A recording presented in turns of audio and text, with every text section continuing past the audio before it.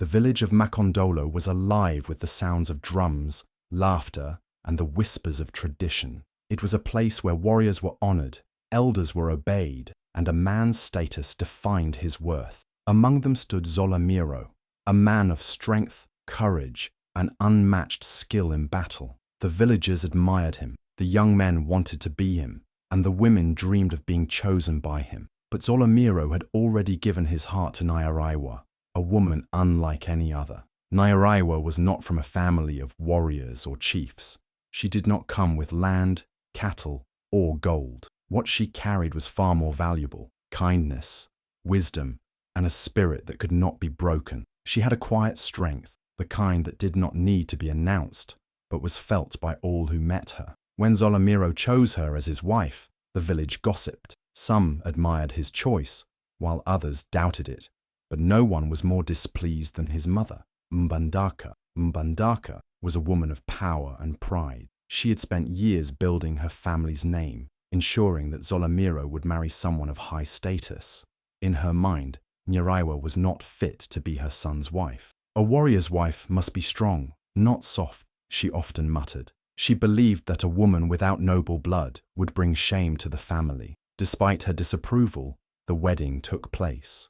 Zolamiro and Nyaraiwa stood hand in hand, their love defying the expectations placed upon them. But love alone would not be enough to shield Nyaraiwa from what was coming. Mbandaka was not a woman who accepted defeat easily. She did not argue or protest on the wedding day, but in her heart, a decision had been made. She would make Nyaraiwa's life unbearable until she left on her own. The storm had begun to brew, and Nyaraiwa had no idea what awaited her in the house of her new husband.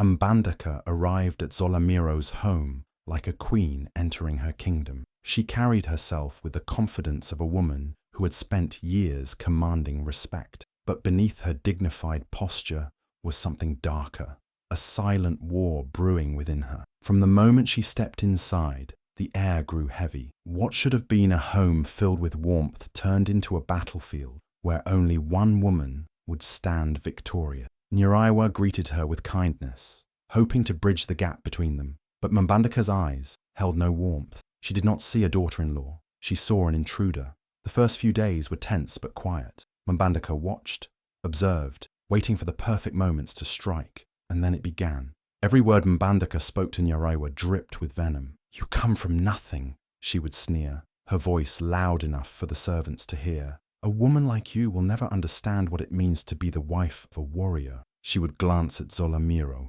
waiting to see if he would defend his wife, but he remained silent, his respect for his mother keeping him frozen in place. Nyaraiwa did not argue. She did not fight back. She simply carried on, her hands working tirelessly from sunrise to sunset. But no matter what she did, it was never enough. If she cooked, Mbandaka would complain that the food lacked flavor. If she cleaned, Mbandaka would run her fingers across the furniture, shaking her head as if she had found specks of dust. Every effort Nyaraiwa made was torn apart by cruel words and disapproving looks. At night, when Zolamiro and Nyaraiwa lay side by side, she longed to tell him everything, but he was a man torn between love and duty. He had been raised to honor his mother above all else. To speak against her would be unthinkable. So he stayed silent, hoping that time would change things. But time did not bring peace. Instead, it gave Mbandaka more chances to humiliate Nyaraiwa, turning what should have been a happy home into a prison of quiet suffering. From the moment Nyaraiwa woke up, she braced herself for the storm that followed her every step. Mbandaka's eyes watched her like a hawk, waiting, searching for a reason to criticize. And if there was none, she created one. "This porridge is too thin," Mbandaka would say, pushing her bowl away with disgust. The next morning, when Nyaraiwa made it thicker, she scoffed. "Are you trying to choke us? A good wife knows how to cook properly." No task was ever done right. If Nyaraiwa swept the floor, Mbandaka would trace a finger over the surface, shaking her head as if it were coated in dust. If she washed the clothes, Mbandaka would pull at the fabric, complaining they weren't scrubbed hard enough. Even the way Nyaraiwa spoke became a reason for attack. "Your voice is too soft," Mbandaka would sneer. "No wonder no one respects you." But the worst part was the constant comparisons. Mbandaka never missed a chance to remind Nyaraiwa that she was not good enough. "Look at Ndalifa," she would say, pointing at a village woman who came from a wealthier family. "She walks with pride, like a real warrior's wife. And Busara, she comes from a line of chiefs. That is the kind of woman Zolamiro should have married." Nyaraiwa listened to it all, swallowing the insults like bitter medicine. She never answered back, never raised her voice. She only lowered her head and continued her duties, her heart heavy, but her spirit unbroken. The village women saw what was happening. They noticed the way Mbandaka's sharp words cut through Nyaraiwa day after day. Some whispered among themselves, shaking their heads in pity. "She is too cruel," they murmured. "Nyaraiwa does not deserve this." But no one dared to step forward. Mbandaka was too powerful, too respected. To stand against her was to invite trouble. And so the days passed, each one bringing a new wound to Nyaraiwa's heart. But she did not complain. She did not break, because deep inside she knew patience was its own kind of strength. And one day, the storm that raged around her would have no choice but to calm. The news spread quickly.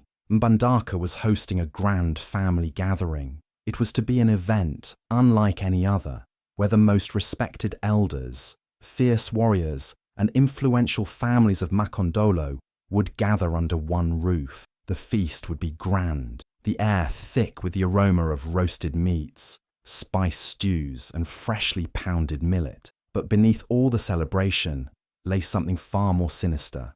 Mbandaka's real intention was not to honor tradition or strengthen family ties.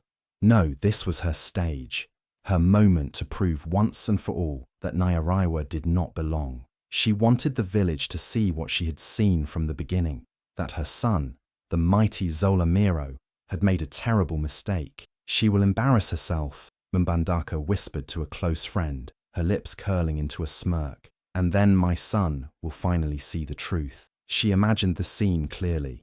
Nyaraiwa fumbling in front of the guests, struggling to serve them properly, her hands trembling, her words faltering. The whispers would begin, the disapproving glances, the silent laughter behind beaded veils. And in that moment, Zolamiro would finally realize that the woman he had chosen was nothing more than a disgrace. Nyaraiwa, unaware of the trap being set, poured her heart into preparing for the gathering. She knew how important this event was, not just for Mbandaka, but for the entire family. She polished the wooden serving trays until they gleamed, ground spices with precision, and ensured that every ingredient was fresh and full of flavor. Though she had been treated with cruelty, she believed that respect and hard work could change even the hardest of hearts.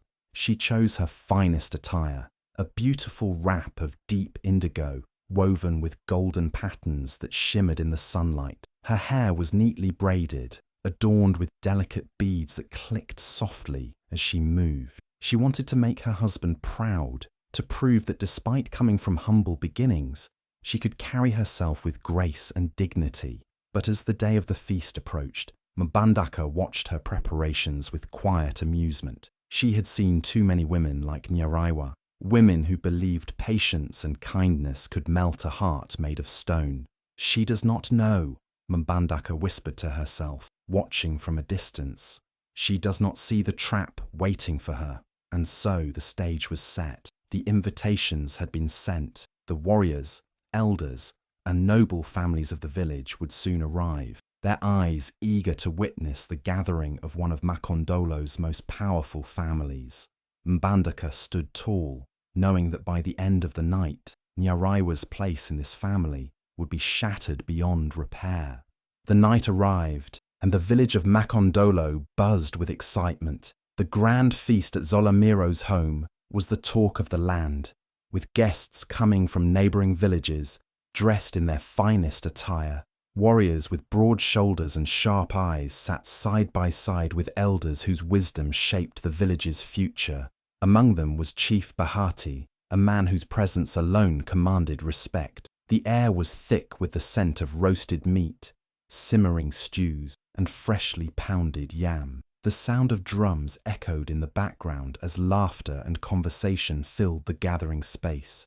It was a night of celebration, of unity, or so it seemed. At the center of it all was Niraiwa, her heart pounding as she moved gracefully between the guests.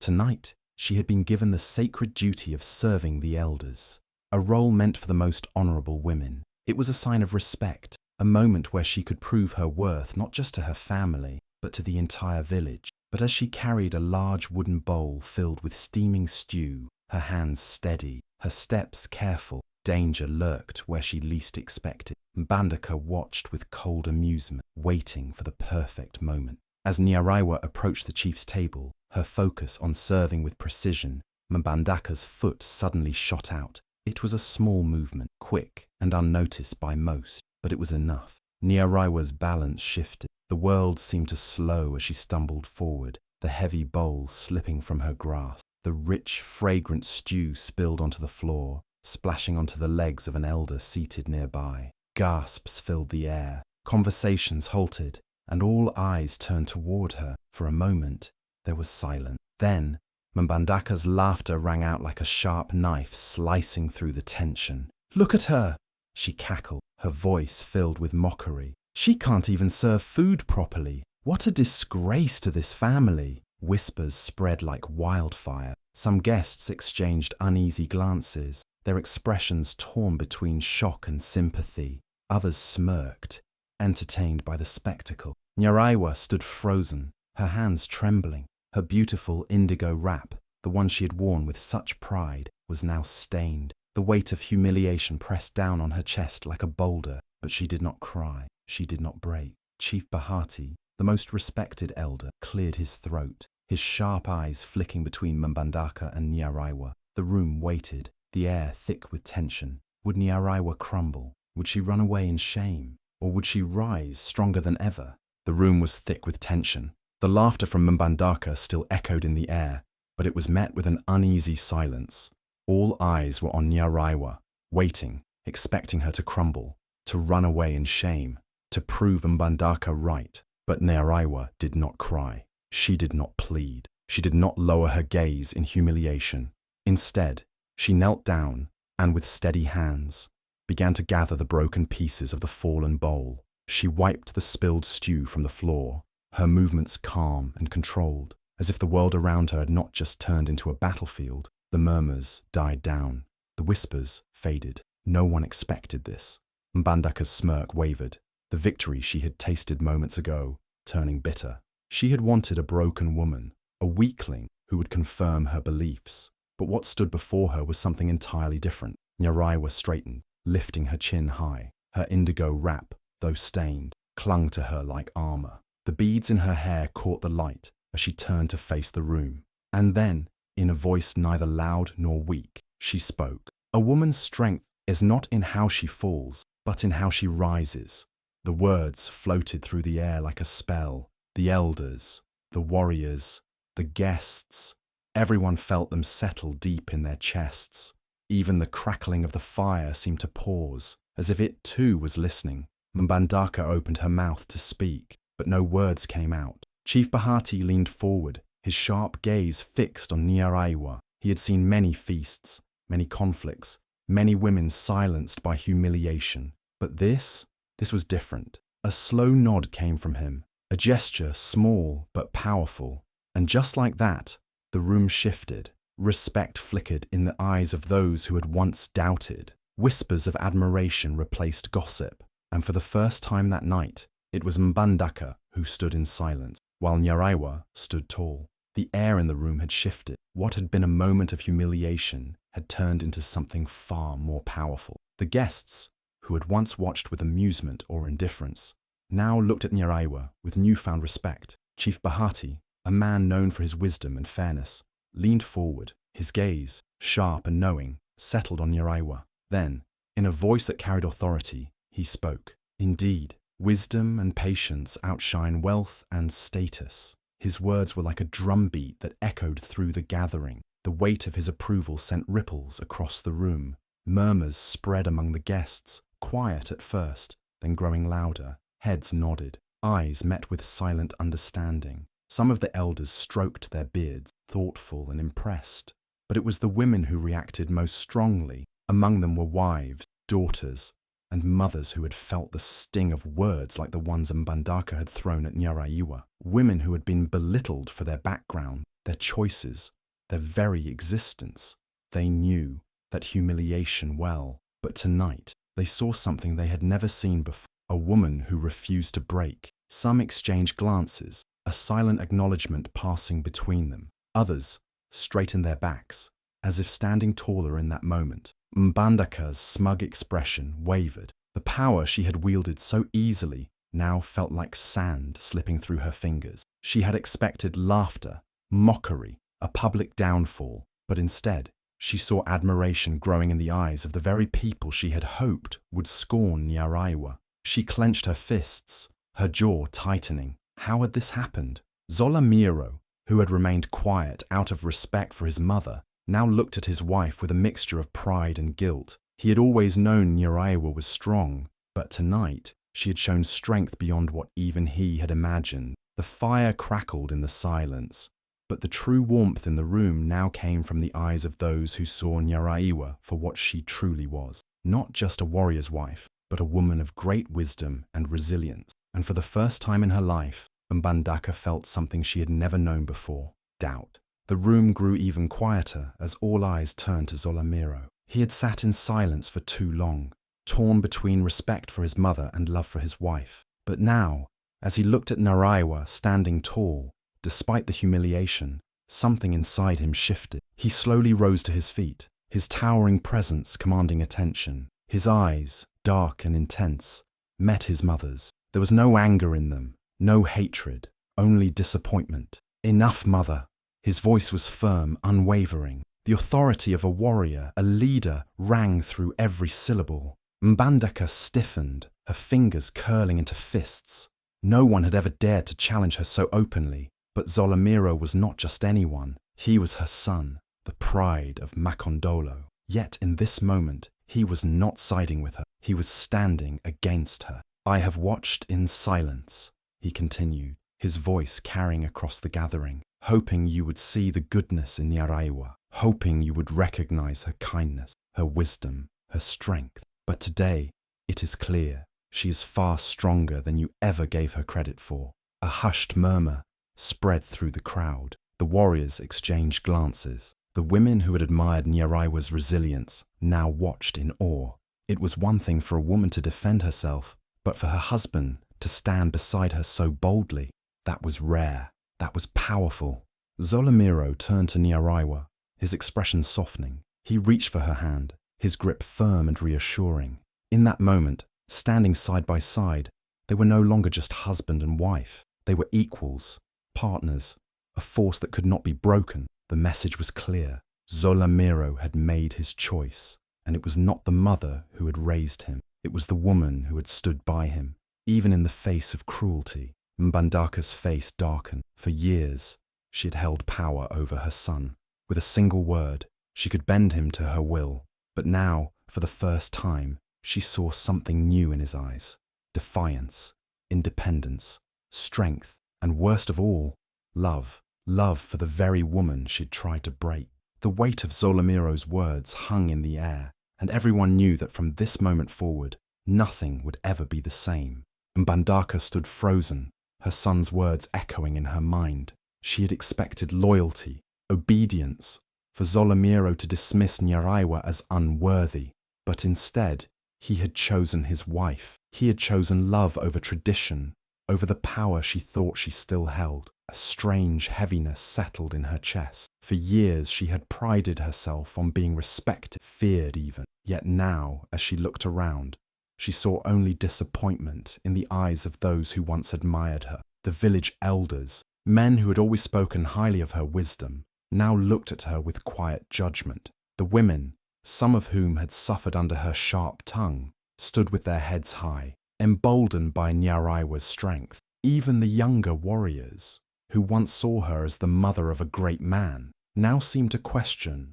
whether that greatness had come from her at all. Shame crept up her spine, unfamiliar and unwelcome. She had believed she was protecting Zolamiro, ensuring he had a wife worthy of his name. But now she saw the truth. She had not been guiding him. She had been controlling him. And worse, she had tried to destroy a woman who had done nothing but show grace, kindness, and resilience. Her gaze fell on Nyaraiwa, who stood beside Zolamiro with quiet dignity, no anger, no triumph, just patience, as if she'd always known that time would reveal the truth. Mbandaka took a slow step forward, her heart pounding. The words felt foreign in her mouth, but she knew they had to be said.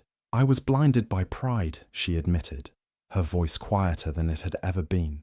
"I see now that respect is not demanded, it is earned." A ripple of surprise spread through the crowd. Mbandaka, the woman who had never bent for anyone, was admitting fault. She took a breath and, in a rare moment of humility, lowered her head.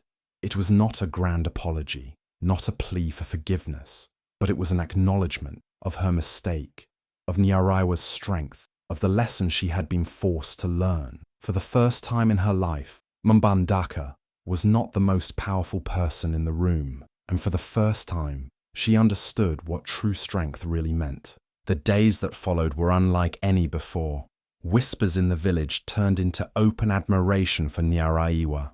Women who had once lowered their eyes in submission now looked at her with newfound respect. She was no longer just Zolamiro's wife, no longer the girl from a humble background who had married above her status. She had become a symbol of quiet strength. Mbandaka, though still carrying the weight of her pride, could not ignore the shift in the village. Where once people had laughed at her sharp words and nodded in agreement with her judgments, they now hesitated. The respect she had always commanded had been replaced by something different: expectation. The village was watching her, waiting to see if she had truly changed. At first, it was difficult. The habits of a lifetime did not disappear overnight. But each time she saw Nyaraiwa move with grace, each time she heard her speak with wisdom beyond her years, she was reminded of her mistake. Mbandaka was not a woman who apologized easily, but actions spoke louder than words. She no longer criticized Nyaraiwa's every move, no longer found faults in things that did not matter. She did not suddenly become warm and affectionate, but there was something new in her presence: respect. Nyaraiwa, for her part, never gloated. She did not seek revenge, nor did she use her newfound status to humiliate Mbandaka in return. Instead, she carried herself as she always had, with quiet dignity. The other women in the village took notice. They had seen cruelty before, but they had never seen someone rise above it without anger or bitterness.